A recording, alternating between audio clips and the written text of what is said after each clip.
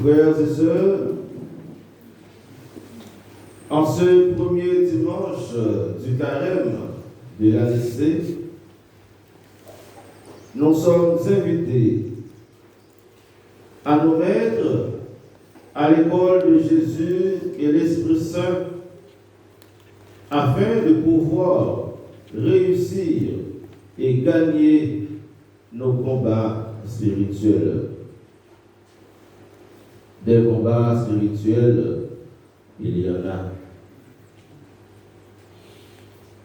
Jésus, de sa dimension humaine, bien qu'il soit la parole révélée, a vaincu le diable parce qu'il avait la parole de Dieu dans son cœur et dans sa bouche.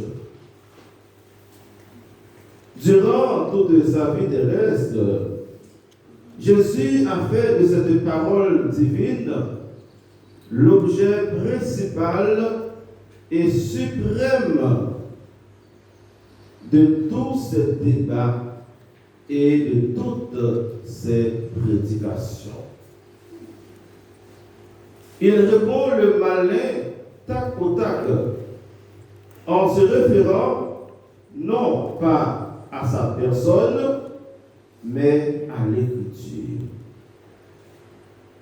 Durant tout le temps de l'épreuve, c'est-à-dire durant tout le temps de la tentation, Jésus n'avait pas matériellement la Bible dans sa main, la Bible hébraïque,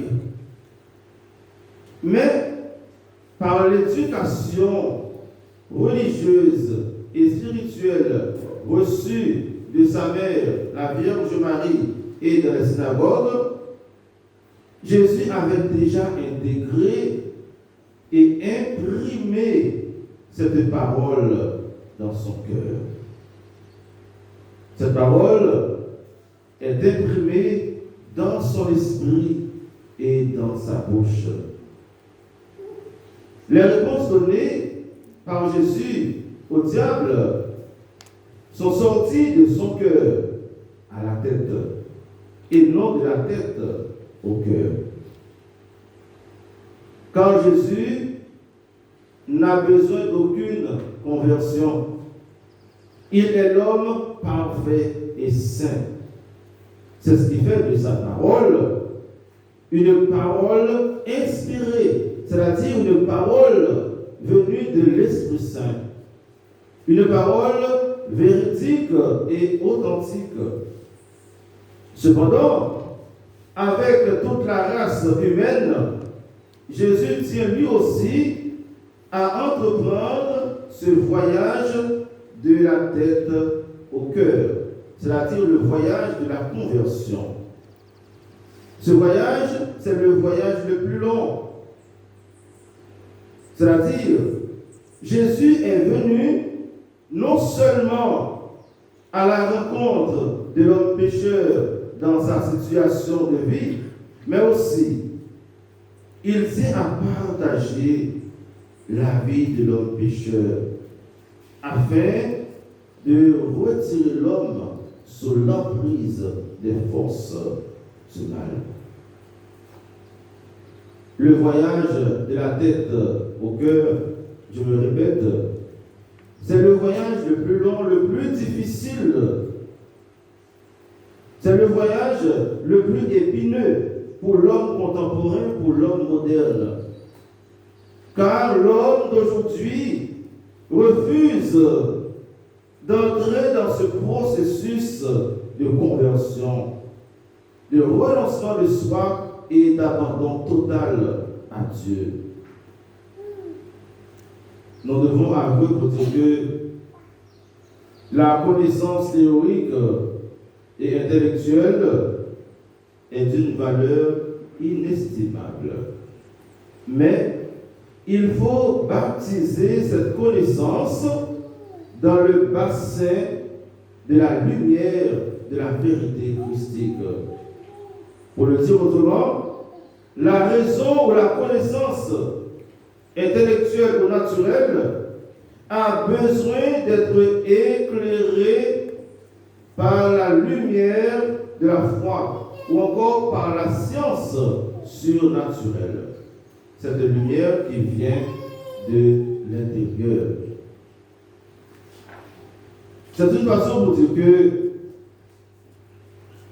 nous ne devons pas mettre nos petites paroles d'homme au-dessus de la parole de Dieu.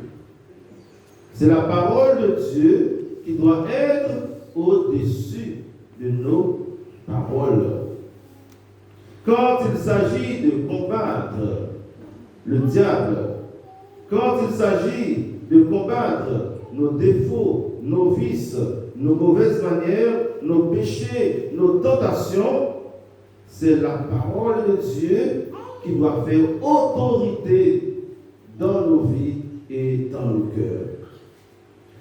Chers amis, nous devons savoir utiliser des paroles bibliques, des versets bibliques pour nous défendre, pour défendre nos familles contre le diable et ses apostats. La victoire de Jésus dans le désert sur le diable ne provient pas de sa toute puissance d'homme, mais de sa fidélité à Dieu. Jésus, dans sa dimension divino-humaine, est le premier homme qui vient et qui revient toujours vers Dieu. Sa référence ultime, c'est Dieu le Père. Pendant son séjour au désert, Jésus ne joue pas le jeu du tentateur. Il n'entre pas en compromis avec le diable. Contrairement au premier Adam, Jésus ne cherche pas à répondre à partir de lui-même, ni à partir de sa propre connaissance humaine. Il répond systématiquement avec la parole de Dieu. Jésus se réfère toujours à l'Écriture. D'où la nécessité pour chaque chrétien, pour chaque chrétienne, de faire de son cœur une Bible. Nous devons avoir la Bible au cœur. C'est-à-dire, nous devons faire de notre cœur le lieu par excellence où la parole de Dieu demeure et prend racine. Elle est auprès de toi, cette parole. Elle est dans ta bouche et dans ton cœur. Deutéronome chapitre 30, verset 14. Notre cœur doit être cette tablette sur laquelle Dieu écrit par l'Esprit Saint sa loi. Avoir la Bible au cœur, cela veut dire quoi? Avoir la Bible au cœur n'a rien à voir avec une compilation ni une répétition mécanique et superficielle des versets bibliques. Avoir la Bible au cœur, c'est se référer constamment à chaque situation, à chaque événement et à chaque instant de nos vies au commandement de Dieu. Marie retenait tous ces événements, toutes les paroles de Jésus dans son cœur. Marie était une Bible. Son cœur était une Bible. Son cœur ne contenait que la parole de son Fils Jésus, la parole de son Dieu. Avoir la Bible au cœur, c'est savoir construire notre langage, nos discours, nos réflexions, nos réponses et nos vocabulaires à partir de la parole de Dieu. Quand quelqu'un nous attaque, en bien ou en mal, c'est la parole de Dieu qui doit faire surface. On doit pouvoir lire la parole de Dieu à travers nos regards, dans nos yeux, à travers nos comportements, à travers nos réponses. Même l'ennemi doit savoir lire la parole de Dieu sur l'expression de nos visages. Voilà comment nous sommes une Bible, en reflétant la parole de Dieu, comme on dit, dans le bon moment, comme dans les mauvais. L'être humain en général, croyant ou non-croyant, en vertu de sa faiblesse et ses limites, n'a pas le langage ni la réponse qu'il faut pour répondre au tentateur. Devant le diable, nous sommes impuissants. C'est pourquoi nous devons nous référer à la parole de Dieu pour pouvoir vaincre et convaincre le diable. Notre seul et unique recours doit être la Bible, la parole de Dieu, qui est une parole de puissance, de lumière et de vérité. Le diable ne pouvait pas résister face à la parole de Dieu. À la suite de Jésus de Nazareth, nous, chrétiennes, nous devons être une Bible ambulante, c'est-à-dire une Bible vivante. Pour paraphraser l'apôtre Paul, chaque chrétien doit dire, ce n'est plus moi qui vis, c'est la Bible, c'est la parole de Dieu qui vit en moi. Quelle que soit la situation dans laquelle je me trouve, quel que soit l'événement de ma vie, je resterai attaché à la parole de Dieu. Je ne vais pas me laisser entraîner sur le terrain du tentateur pour utiliser son langage.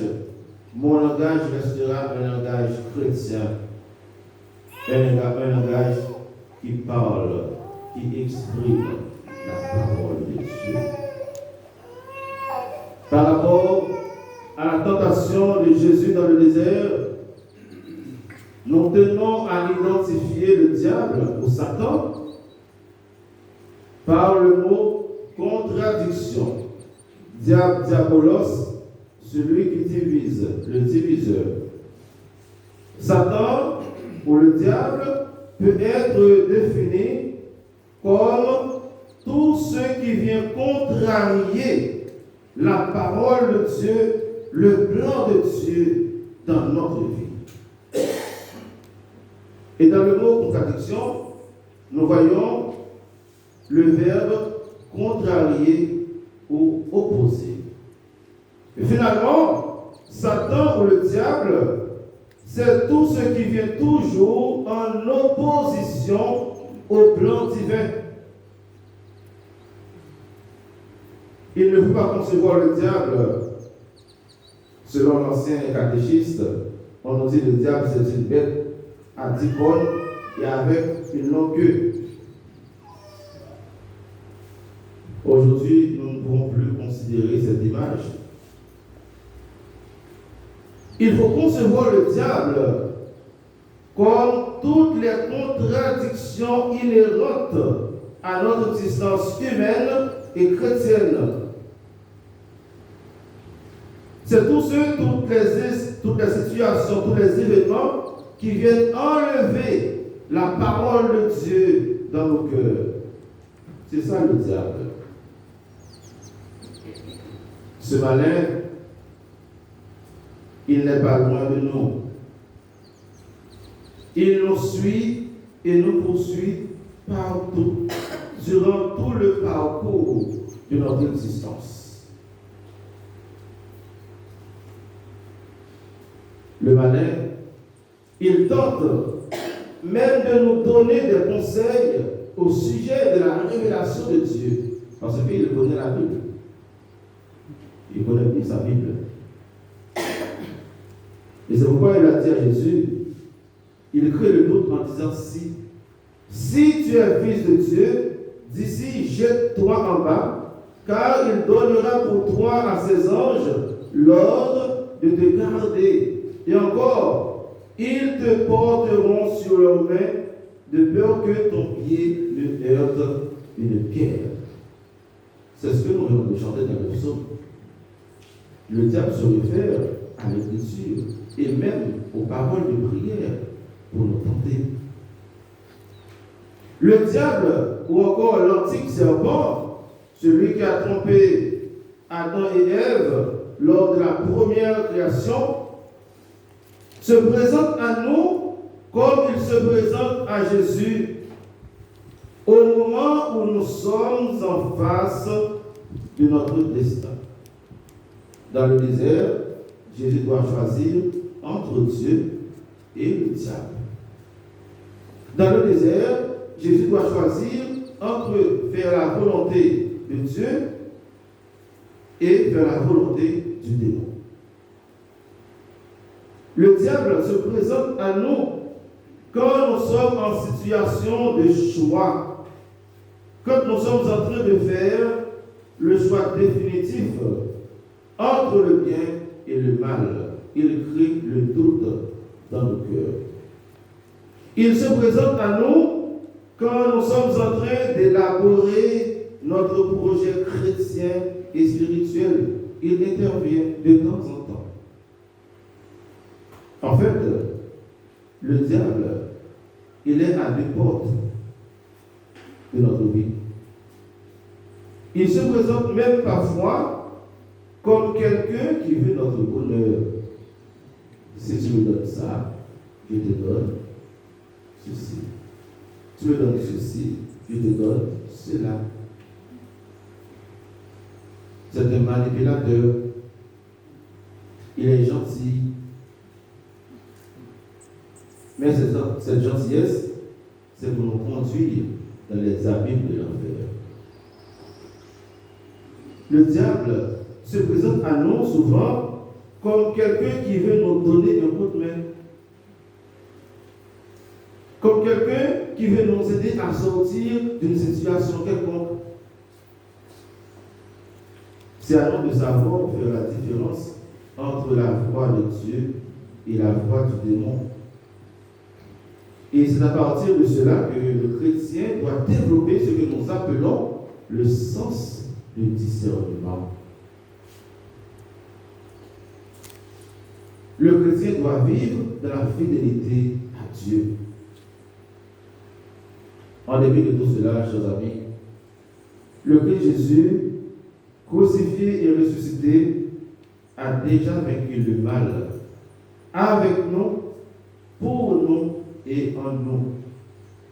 Tout simplement, il nous suffit de rester en état d'accueil pour laisser sa grâce, sa miséricorde, son amour irriguer notre vie. Avec le Christ, nous sommes déjà victorieux du mal. Parce que la victoire du Christ sur le mal, sur le diable, c'est aussi notre victoire. Sous la commande de l'Esprit Saint, de la Vierge Marie et Saint Joseph, faisons de ce temps du carême un temps d'entraînement, un temps d'irrigation biblique. Laissons-nous irriguer à temps et à contre-temps par la parole de Dieu. Qu'il en soit ainsi. Au nom du Père et du Fils et du Saint-Esprit. Amen.